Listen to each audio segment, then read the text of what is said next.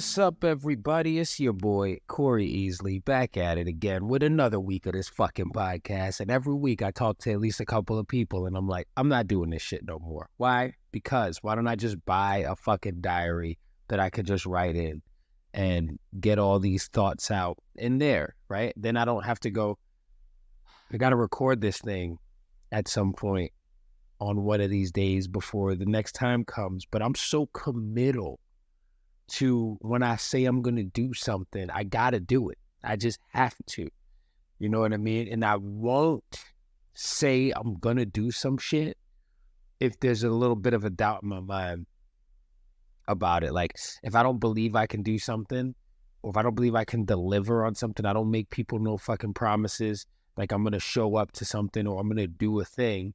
And when I say I'm going to release this podcast at the same day, every week at the same time, I said it, so I got to do it until the day that I say I'm not doing it anymore. And I'm like, you know, I've done things. I've recently realized that we all do hypocritical shit, right? One thing that I realize I'm hypocritical about is I care what people think, right? I walk around acting like I don't give a fuck what people think. But, you know, I do care what people think, right? I don't want to appear to be as lame as I think some people are. And I think certain shit is lame, like going on social media and being like, listen, guys, I'm taking a hiatus from social media. But I'm over here like, listen, guys, I might stop doing this podcast. What's the difference between those two things? Nothing, because nobody really cares. So for me, where am I going with this? For me, it's just a matter of sometimes I feel good. Sometimes I feel good. Sometimes I don't. Hey, I don't know, some Drake lyrics. But yeah, it's hot, it's humid. We got wildfires coming in from Canada, as if you didn't know that already. But if I'm your main source of news, yes, there are wildfires sweeping the northern part of this continent, and it is blowing into the U.S., and it's fucking up the air quality. And the people I'm most concerned about are not people, they're animals. I'm concerned. Like, I'm just wondering lately, what is happening to these animals that are just minding their own business? Well, first of all, I feel like animals can sense it. They're like, we got to move. And the cubs are like, what? What's going on? And the parents are like, we got to go right now. And then they're all exacerbated, and they got to fucking exasperated, not exacerbated. That's a different word. And then they got to run and get out of Dodge and go somewhere. So where are these animals now going, right? This is why you end up finding bears and shit walking around in the suburbs, because they're like, I had to get out of there. There were fires. And then the bears come to the suburbs and realize that, oh, I don't have to eat deer. I could eat children, people. You can't get mad at a bear for eating the kids. Bear doesn't know the difference. Bear just sees. Can you imagine if hamburgers and hot dogs just walked around all the time? People would just be picking them up and eating them right off the ground in New York City, where the homeless problem is getting so fucking bad that every time I leave the house, I'm always like, I just am on the lookout for homeless people the way Rick Grimes was on the lookout for fucking zombies in The Walking Dead. Constantly, because you don't know what these fucking people are going to do. They got nothing to lose, and there is nothing more alarming or something that put you on high alert more dangerous than somebody who's got nothing to lose, right? So you got to be on guard.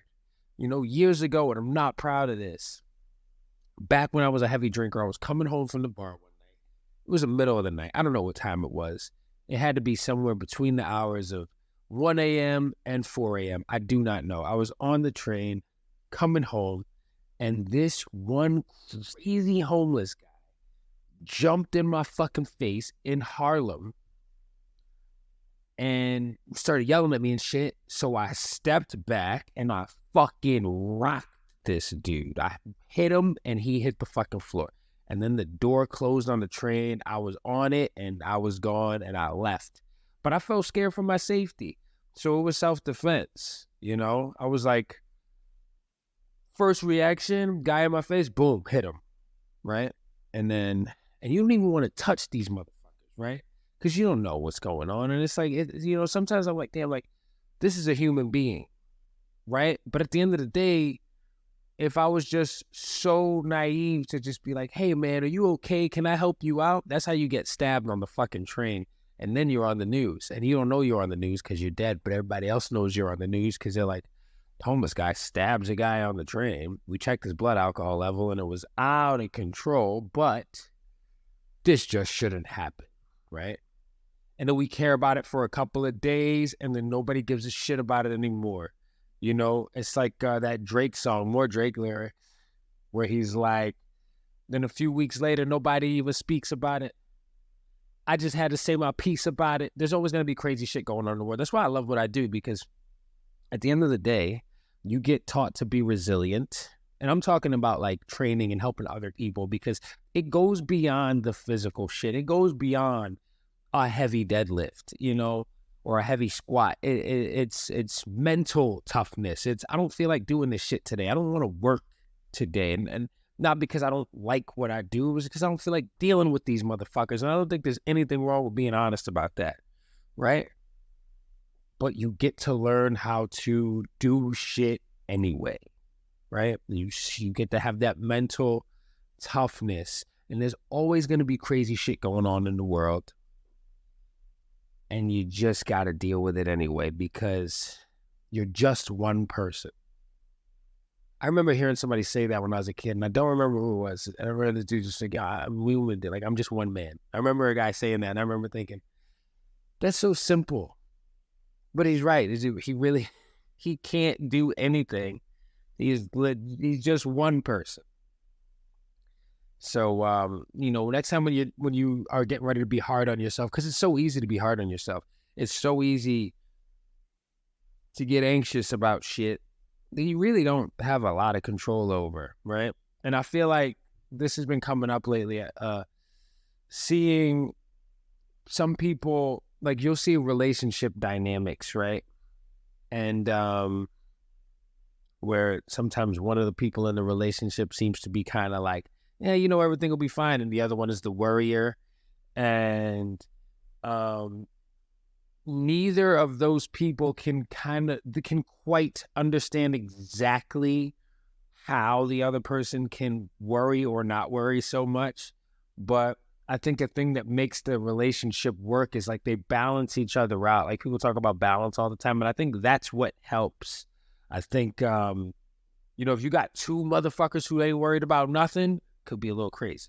If you got two motherfuckers who are worried too much, it's like, I feel like that's a trip to an early grave.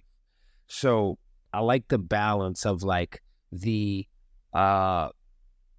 easy, like the person who doesn't get too anxious about outcomes, good or bad, is a really good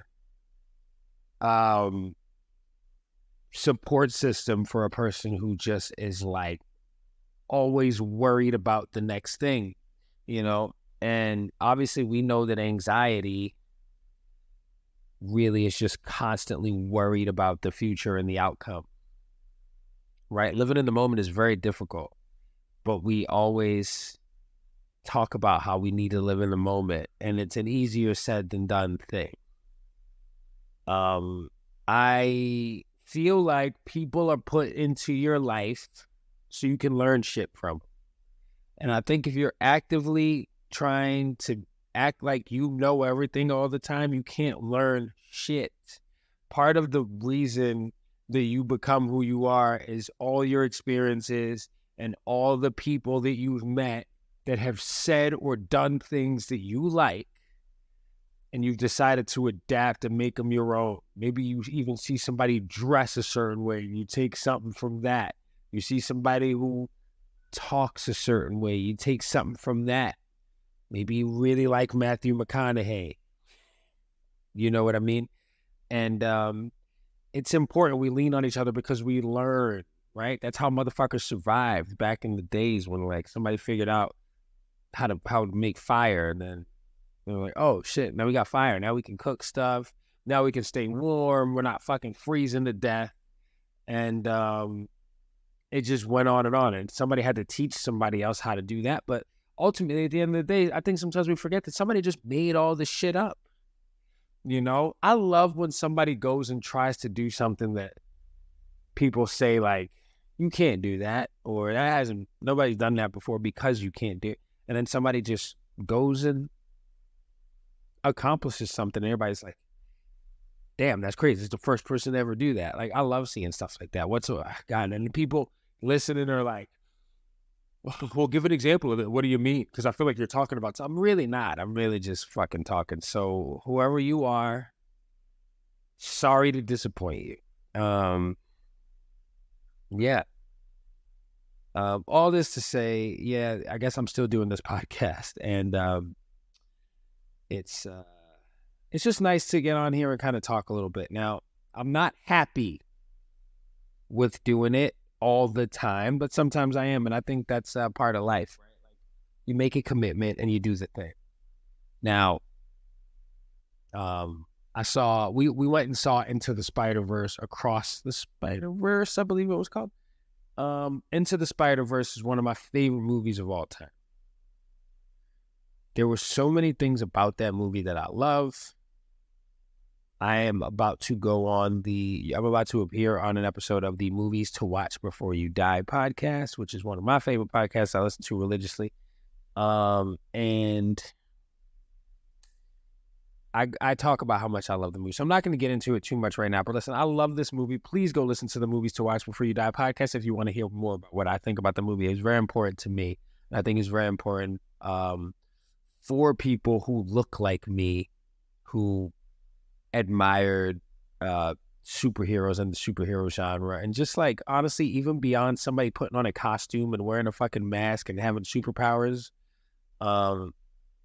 just the code that you kind of learn to live by watching these movies. It's really cool. You get to believe in yourself, and you get to believe in like hope and doing the right thing. Like, I love that shit. You know, when I become a dad, that's the type of shit that I want to instill in my offspring. I call them offspring. But yeah, we saw Across the Spider-Verse. I'm gonna be honest with you, I loved it. I did not love that I didn't know I was walking into a cliffhanger. I didn't know it was gonna be continued. Oh, sorry, spoilers. God damn it. Listen, it's a cliffhanger. I probably just made your day. If you haven't seen the movie, now you know you're walking into a cliffhanger. I'm not going to give away anything that happened else. But it's been out long enough now where enough people had to have seen it. I'm so sorry. I just wasn't expecting that. Okay? So I'm probably saving you from the heartache that I felt. Now, it was a great movie. The animation's cool. Beautifully, like, you know, they bring back some of your favorite characters, and it does not disappoint now, except for that one thing that I didn't like. But I'm looking forward to seeing the next part, because I gotta know. You know, even if I get mad at a to be continued situation, now I just have to know. A recent study came out that said people who love watching fucking documentaries about serial killers and shit are mentally unwell.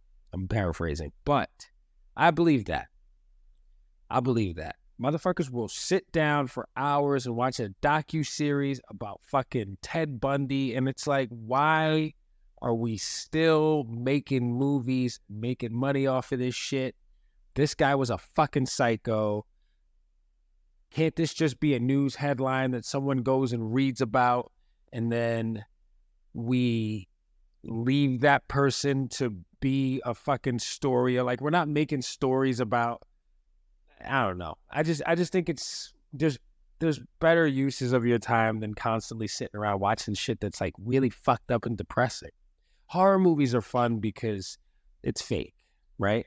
It's like, I like to imagine in horror movies the in-between shots, like the takes where the monster takes off the mask and they're all telling jokes. Like, can you imagine? Like, I think about it like that. Like, I'm able to suspend my disbelief when I'm in it, and then when I'm not, you know, when I could take myself out of it and go to bed at night and sleep with just fine. But when the shit really happened, it's like, it's just really fucked up that like someone could do that, right? And there's a lot of mental illness that I'm not qualified to talk about that goes into a lot of what happens with these people. So I don't know. I'd rather watch a goddamn cartoon. Okay, that's just me. All right, something cool like Kung Fu Panda, Shrek. These aren't necessarily cartoons actually, but they're animated. The greats. Beavis and Butthead Do America. I keep naming old shit, and I'm trying to name something that's newer, but like Frozen was all right, I suppose. I thought that was good. Let it go, let it go. They got those memorable songs. If it's got a memorable song in it, then I'm cool with that. Okay? Hercules, the movie. Couple of bangers on there I like to listen to while I'm on my way to the gym. Mulan. Fucking man, Disney's been doing it. They know what they're doing. But yeah, everybody. So listen, go out there and live your best fucking life. If you do a podcast and you want to keep doing it, keep doing it. If you don't want to do your podcast anymore, then just stop. Okay? Nobody's begging you to do it. Now, if you're getting paid to do it, that's something else. But have a great week. Enjoy the rest of your summer. Happy July, everybody. I'll talk to you all soon. All right. Later.